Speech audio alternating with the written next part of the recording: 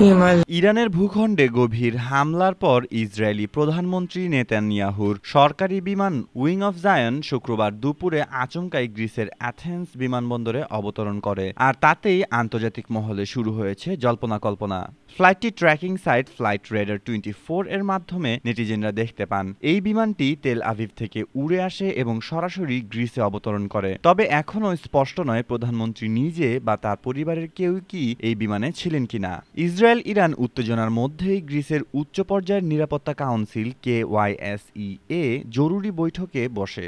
ওয়ালটন আবারও মিলিনিয়ার অফারে ওয়ালটন ফ্রিজ কিনে আপনিও হয়ে যেতে পারেন মিলিয়নিয়ার।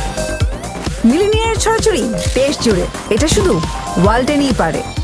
একই সাথে গ্রিক পররাষ্ট্র মন্ত্রণালয় ইসরায়েলে থাকা নাগরিকদের জন্য সতর্কতা জারি করেছে, যার মধ্যে রয়েছে আশ্রয়কেন্দ্রের কাছে থাকা এবং স্থানীয় কর্তৃপক্ষের নির্দেশনা মানা। তবে অ্যাথেন্সে এই আকস্মিক বিমান অবতরণ নানা প্রশ্নের জন্ম দিয়েছে। অনেকের মতে এটি হতে পারে নেতানিয়াহুর নিরাপত্তা নিশ্চিত করতে নেওয়া একটি পূর্ব প্রস্তুতিমূলক ব্যবস্থা। ইরানের পাল্টা হামলার আশঙ্কায় ইসরায়েল হয়তো তার শীর্ষ নেতৃত্বকে সুরক্ষিত রাখতে চাচ্ছে।